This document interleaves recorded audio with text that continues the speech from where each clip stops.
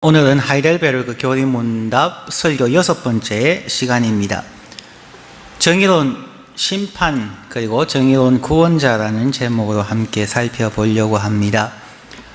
시작을 하면서 오늘은 남존여비의 8계명이라는 것이 있습니다. 몇 주 전에 남존여비에 대해서 설교했더니만 우리 교회 남자 성도님들께서 그러시더셔요. 요새 우리 목사님 왜 이러시냐고. 남존여비의 의미는 남자가 존재하는 이유는 여자의 비위를 맞추기 위함이다. 왜냐하면 요즘 전 세계적으로 대기업의 회장님들도 여자분이 많고 국가의 대통령이나 총리도 여성분들이 많이 되어지며 한국도 그렇고 과거 소치 올림픽을 보아도 남자들은 금메달 못 따는데 여자분들만 금메달을 땁니다. 자, 그런 의미에서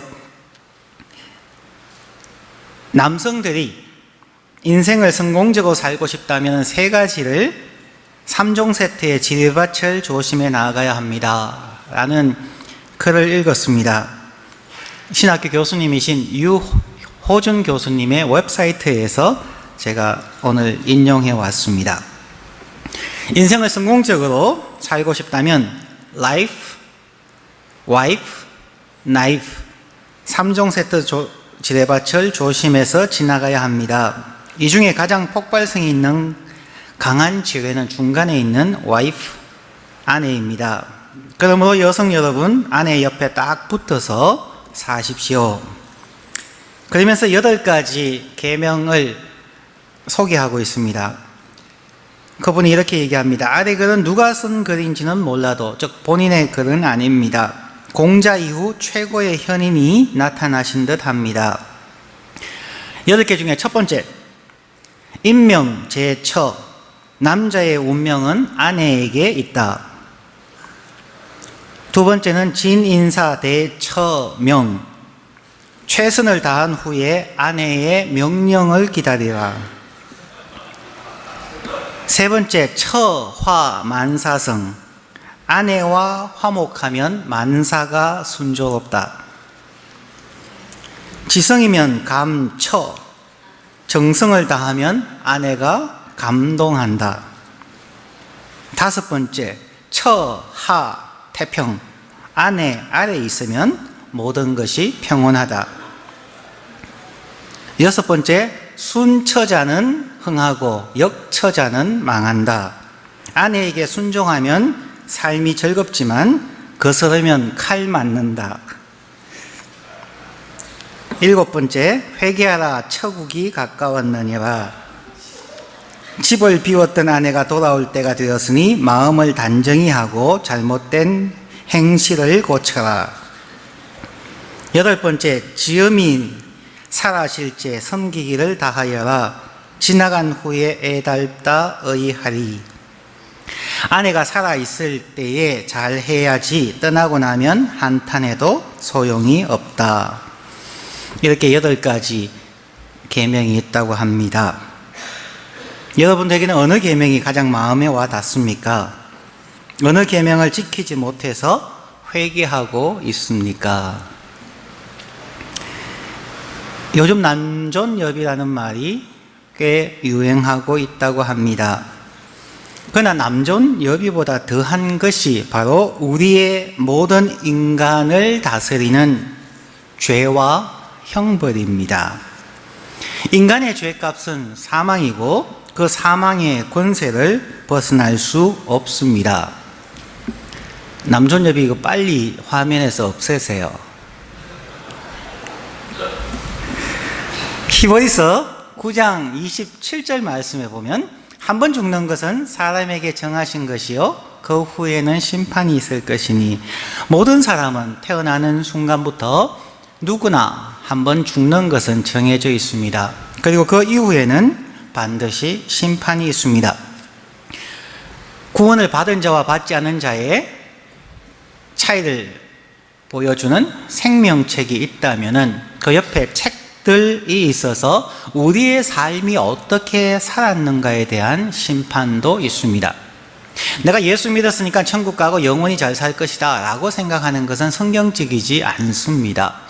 요한계시록에 분명히 생명책과 책들이 있습니다. 그리고 모든 사람의 삶의 모습들, 그들의 말과 행동과 인간 관계에서 나타나는 모든 것들이 기록되어져 있고 거기에 대한 심판이 있을 것이라 말하고 있습니다. 오늘은 죄의 결과인 정의로운 심판과 죄값을 이기고 영원한 생명을 주시는 정의로운 구원자에 대하여 하나님의 말씀을 살펴보겠습니다. 잠시 전에 읽었던 하이델베르그 교리문답 12문을 다시 제가 읽어드립니다. 하나님의 정의로운 심판에 따라 우리는 이 세상과 오는 세상에서 영원한 형벌을 받아 마땅하게 되었습니다. 어떻게 하면 이 형벌도 피하고 다시 하나님의 사랑을 받을 수 있겠습니까? 답은 하나님은 자신의 정의가 만족되기를 원하십니다. 그러므로 우리 스스로나 다른 이가 하나님께 요구하시는 정의를 완전히 만족시켜 드려야만 합니다. 사람들은 왜 하나님의 정의로운 심판을 받아야 합니까? 하나님께서 사람들을 하나님의 형상대로 창조하시고 하나님과의 평화로운 관계, 그리고 성부, 성자, 성령 하나님의 사랑의 관계처럼 우리들도 가족과 이웃과 평화로운 관계를 맺으며 살아가도록 창조하셨습니다. 하나님의 처음 창조의 원리 가운데서도 결코 인간은 그 한 사람과 하나님과의 단 하나의 수직적인 관계를 위해서 만들어지지 않았다는 것입니다. 하나님의 형상대로 창조함을 받았다는 것은 수평적으로 이웃과의 관계, 가족과의 관계도 마치 성부, 성자, 성령 하나님께서 삼위일체 하나님으로서 사랑하며 존경하며 때로는 그 뜻에 순종하셨던 것처럼 우리의 삶이 그렇게 되어야 합니다. 물론 하나님과 우리와의 관계, 수직적인 관계에서도 온전한 관계가 되어야 합니다.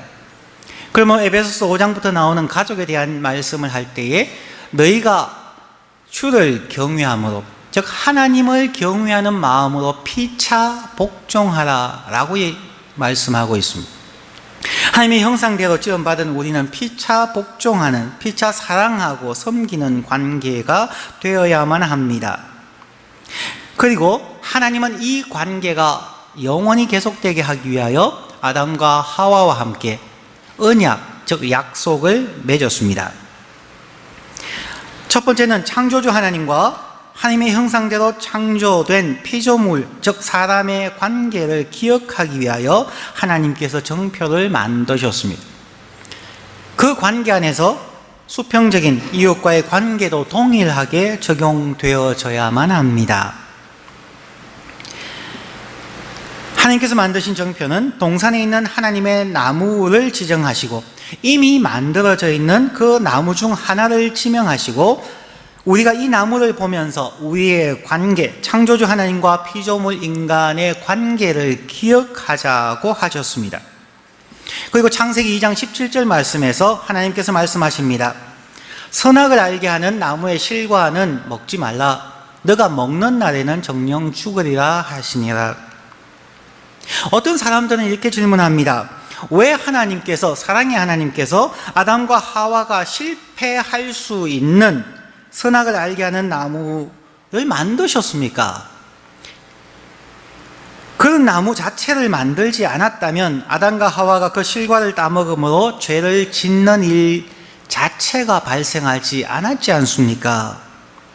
그런 선악을 알게 하는 나무를 만든 것은 하나님의 책임이 아닙니까? 라고 질문하는 사람들이 있습니다. 그러나 꼭 기억해야 될 부분이 있습니다. 하나님은 선악을 알게 하는 나무를 만들어서 시험하시는 것이 아니라는 사실입니다. 성경을 자세히 읽어보시면은 성경에 이미 에덴 동산에 수많은 나무들이 있습니다. 그런데 아담과 하와와 함께 그 중에 한 나무를 그냥 지정하셔서 이 나무를 보면서 우리의 언약 관계를 기억하자라고 하신 것입니다.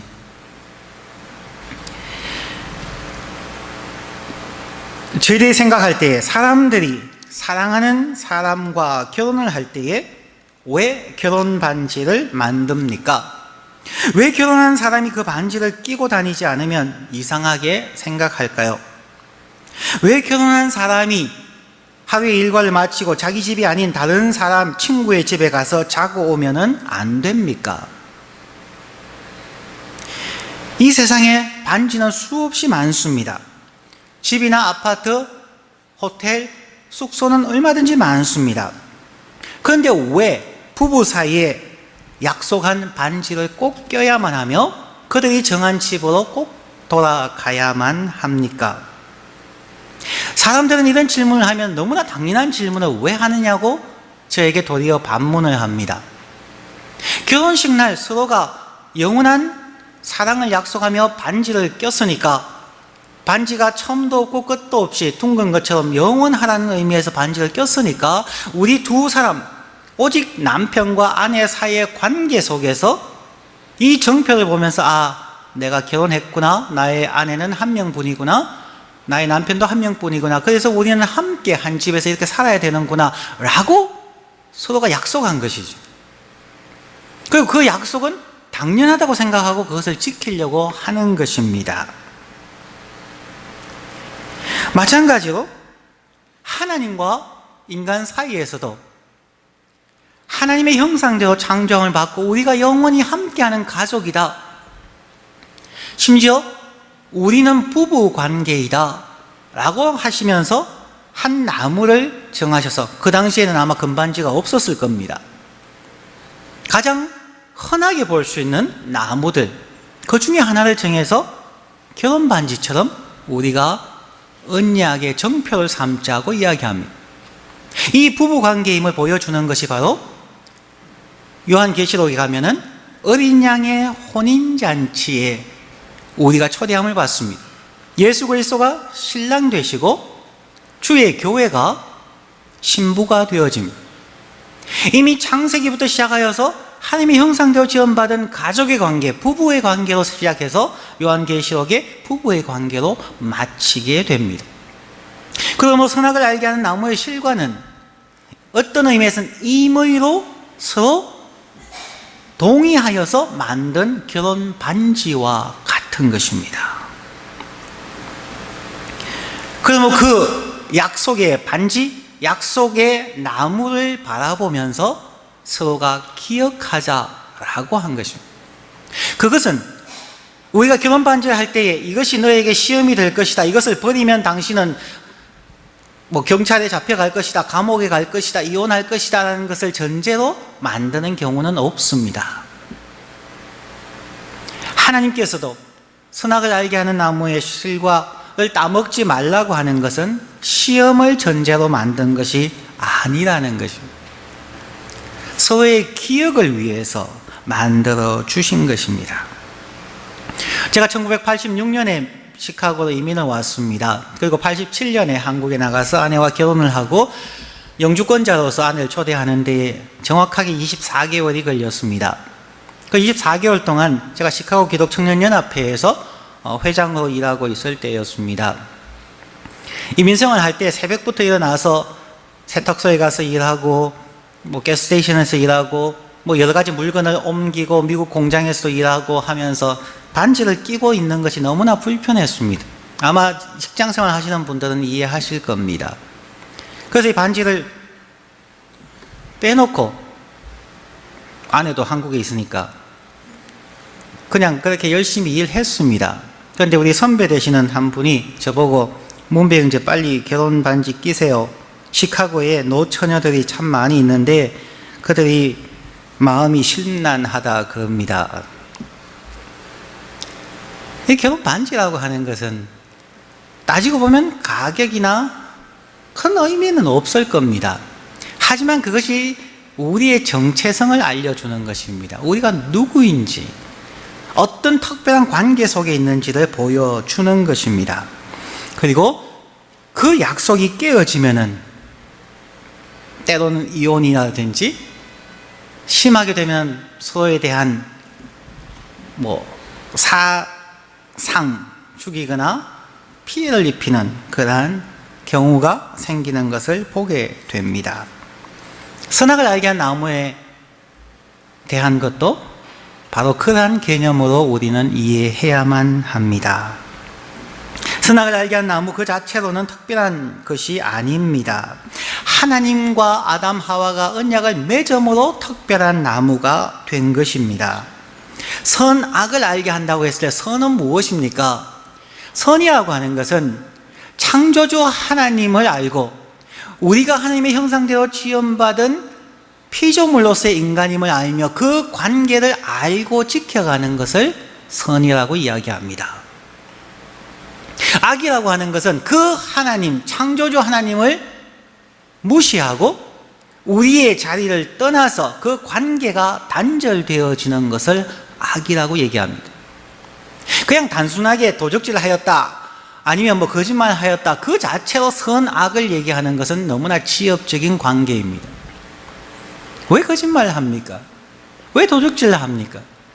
왜 우리의 삶 속에서 어려운 악한 행위들이 나타납니까? 그것은 우리가 누구인가를 잊어버렸을 때입니다.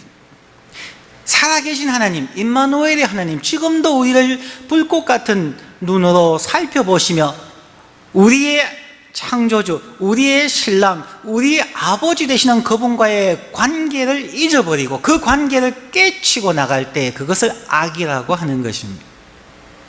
그러므로 선악을 알게 하는 나무라고 하는 것은 그 나무 자체가 아니라 하나님과의 관계를 깨뜨려버리고 내가 하나님과 같이 되겠다는 그 교만함으로 하나님과의 관계에서 떨어져 나간 것, 그것이 바로 악의 모습인 것입니다.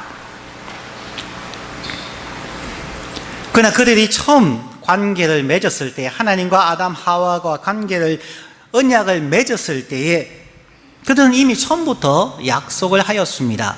선악을 알게 한 나무의 실과를 먹지 말라. 너가 먹는 날에는 정령 죽을 것이다. 우리가 서로 동의하는가? 두 사람이 같이 사인을 했습니다.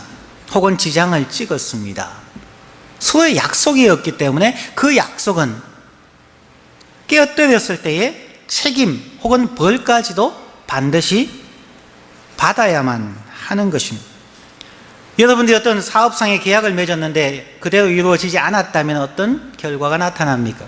학생들이 교수님과 처음 시작할 때에 실러버스를 통해서 약속을 맺습니다. 무엇을 하면 몇 점이고 어떻게 하면 몇 점의 가산점이 있고 그렇지 않으면 점수가 깎인다라고 분명히 약속을 하고 시작을 합니다. 그런데 내가 사랑하는 사람이라고 해서, 내가 참 좋아하는 학생이라고 해서 20점짜리 과제물을 안 내었는데 20점을 높여주는 것은 그 교수님이 잘못된 것이죠. 비즈니스 관계에서, 동업부의 관계에서 서로의 역할이 정해져 있는데 한 사람이 그것을 하지 않고 깨뜨려 버려서 다른 곳에 가서 다른 사람과 동업을 하면은 가만히 있을 사람은 세상에 거의 없습니다. 그런 관계를 생각하시면은 하나님과 아담 하와의 관계 속에서 그들이 약속한 선악을 행하게 될 때에, 그 관계 속에서 악을 택하게 되었을 때에 그들은 반드시 죽어야만 했던 것입니다. 그 죽음은 첫 번째는 하나님과의 관계의 단절이고 더 나아가면 결국 죽음에 이르게 되는 것입니다. 그리고 그 불순종의 죄를 통하여서 사망이 들어왔을 때에 사망을 주관하는 마귀가 모든 불순종한 사람들을 죽음의 공포로 몰아넣은 것입니다. 그 누구도 아담과 하와의 후손은 죽음에서 벗어날 수가 없습니다. 오늘 본문으로 읽었던 히브리서 2장 14절 15절 말씀입니다. 14절, 자녀들은 혈육에 함께 속하였음에 그도 또한 한 모양으로 혈육에 함께 속하심은 사망으로 말미암아 사망의 세력을 잡은 자 곧 마귀를 없이 하시며 또 죽기를 무서워함으로 일생에 매여 종노릇하는 모든 자들을 놓아주려 하심이니. 하나님과의 관계를 깨뜨리고 선악을 알게 한 나무의 실과를 먹는 행위들을 통하여서 그들이 사망에 들어감으로 그들을 지배하는 마귀의 권세하에서 두려워하며 살아가는 것입니다. 우리가 변절하고 어려운 것은 죽음에 대한 두려움 혹은 고통에 대한 두려움 때문인 경우가 많습니다. 죽기를 혹은 고통받기를 무서워함으로 일생 동안 우리는 매여서 종노릇하고 있는 것입니다. 영적인 죽음이 아니라 할지라도 우리의 일상의 삶 속에서 어려서부터는 성장 과정에서, 학생 때는 경쟁 속에서, 이제 대학을 졸업하게 되면은 직장 때문에 걱정하고, 직장을 하면은 결혼 때문에 걱정하며, 결혼해서 좋다고 하면 또 자녀를 낳으면 자녀 키우는 걱정이고, 연세가 드시면은 노후의 걱정이고, 인생은 처음부터 걱정과 두려움 속에 살아갑니다. 요한 1서에 보면은 하나님께서 우리에게 주시는 구원의 한 부분으로 말씀하시기를 하나님 안에서 두려움이 없어진다고 말합니다. 즉 예수 믿고 죽어서 천국 가는 그 구원만으로 예수님은 얘기하지 않고 있다는 것입니다. 이 땅에서부터 그 두려움, 죽기를 두려워하고 고통받는 것을 무서워함으로 일생 동안 벌벌 떨며 세상과 악의 종로를 하는 모든 자들을 놓아주기 위하여 주께서 이 땅에 오셨다는 것입니다. 요한복음 10장 10절 말씀을 다시 말씀드립니다. 주께서 오신 것은, 내가 온 것은 양으로 생명을 얻게 하고 더 풍성히 얻게 하려 하심이라. 지금부터의 삶과 영원한 삶뿐만 아니라 이 땅에서의 우리의 삶도 두려움이 없는 삶, 죄의 종노릇 하지 않는 풍요로운 삶을 살게 하기 위하여 주님께서 오셨다는 것입니다. 그것이 구원입니다. 그것이 그리스도인의 삶이어야만 합니다.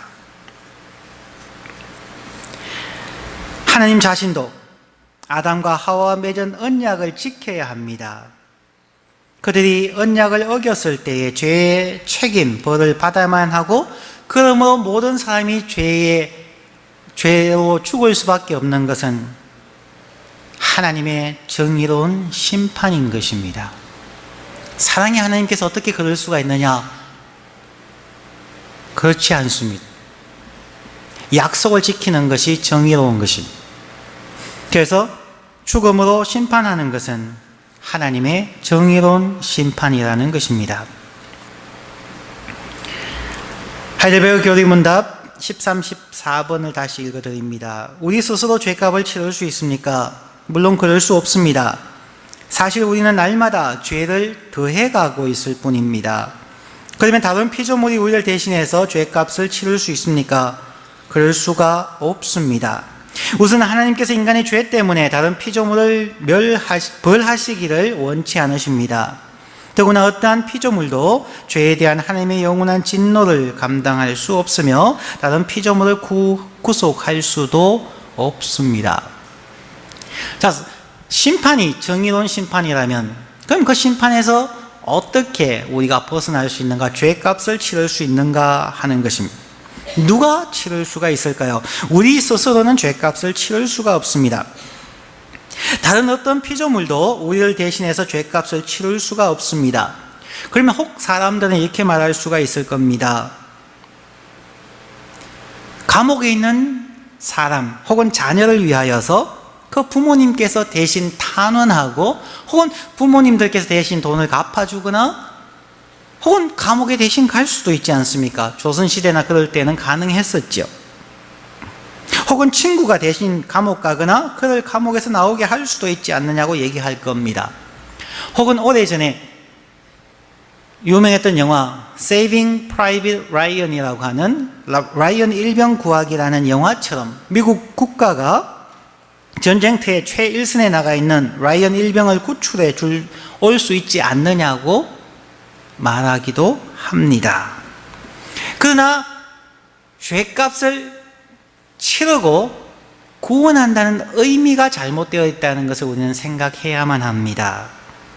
라이언 일병을 전쟁터에서 후방으로, 미국으로 구출해 올 수는 있습니다. 하지만 그로부터 50년 혹은 100년이 지나고 나면 그는 미국 땅에서, 자신의 고향에서 죽을 수밖에 없습니다. 구원이라고 하는 것은 잠시의 생명을 연장시켜 주는 것이 아니라는 것입니다. 우리가 가족을 위해서 장기를 기정함을 통하여서 그의 신장이나 간이 이식되어지고 조금 더 오래 살 수는 있습니다. 하지만 영원히 살 수 있는 방법은 없다는 것입니다. 그 의미에서 우리는 우리 스스로를 위해서 죄값을 치를 수도 다른 어떤 피조물도 우리를 대신할 수 없다는 의미입니다. 죄값을 치르는 것은 대신 죽음으로 해결되어지는 것이 아니라 죽음의 권세에서 벗어나는 것입니다. 다시 말하면 영원한 생명을 줄 수 있어야 하는 것입니다. 구약시대에 짐승을 제물로 바쳐서 제사를 지내도 그들은 영원한 생명을 얻을 수가 없었습니다. 우리가 아무리 사랑하는 가족을 위하여서 생명을 대신한다 할지라도 영원한 생명을 줄 수가 없는 것입니다. 범죄한 아담과 하와 그리고 모든 인류에게 주어진 죽음의 죄값의 반대는 단순히 누가 대신 죽어서 우리의 생명을 연장하는 것이 아닙니다. 죽음의 반대는 영원한 생명입니다. 이러한 영원한 삶을 줄 수 있는 피조물은 이 세상에 아무것도 없다는 것입니다. 그러면 우리 자신이나 어떤 피조물도 우리의 죄값을 대신해 줄 수가 없다는 성경의 가르침은 올바른 것입니다. 이제 제 15문에서 그렇다면 우리는 어떠한 중보자와 구세주를 기다려야 합니까? 그는 참 사람이면서 진실로 의로우시고 모든 피조물보다 더 큰 능력을 소유하신 참 하나님이셔야 합니다. 그러므로 그 누구도 우리를 죄값을 대신 치르고 구원할 자가 없기에 영원한 생명을 줄 수 있는 중보자와 구세주가 필요합니다. 그는 우리를 충분히 이해할 수 있는 참 사람이면서 또한 영원한 생명을 가지고 우리에게 영원한 생명을 줄 능력을 가진 신, 즉 하나님이어야만 합니다. 오늘 본문을 읽었던 히브리서 2장 17절과 18절을 다시 읽습니다. 17절, 그러므로 저가 범사에 우리들과 같이 되심이 마땅하도다. 이는 하나님의 일에 자비하고 충성된 대제사장이 되어 백성의 죄를 구속하려 하심이라. 자기가 시험을 받아 고난을 당하셨은즉 시험 받는 자들을 능히 도우시느니라.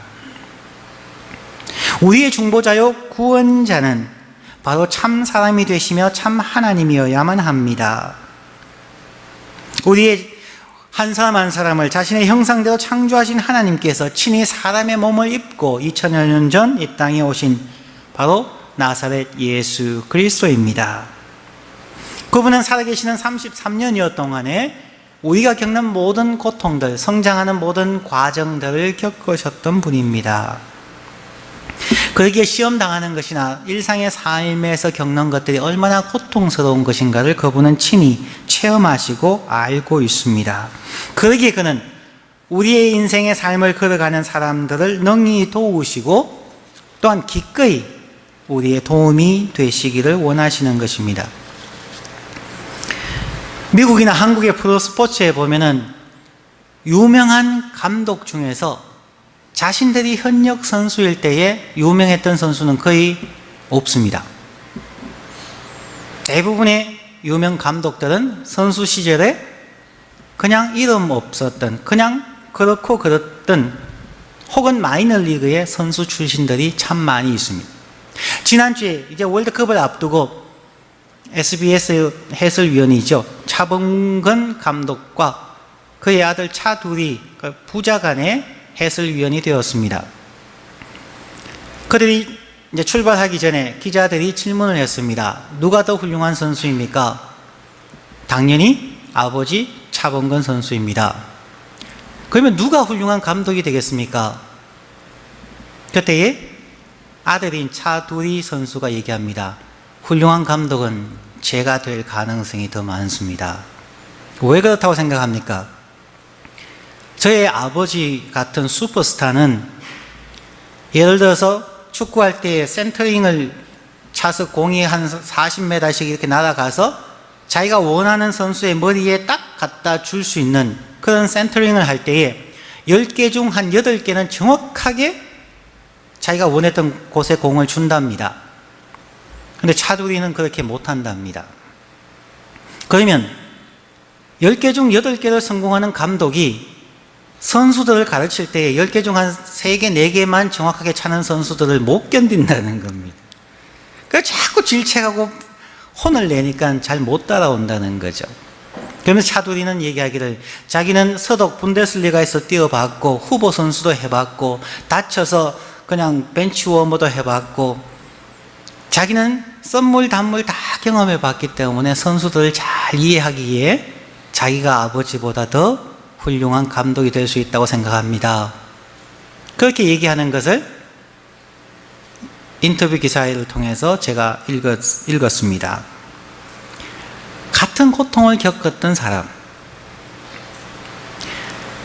그래서 지도자는 어떤 의미에서는 교회 목사님도 너무 엘리트 코스만 하신 분들은 목회하면 힘듭니다. 저처럼 산전수전 다 겪은 사람이 그래도 낫죠.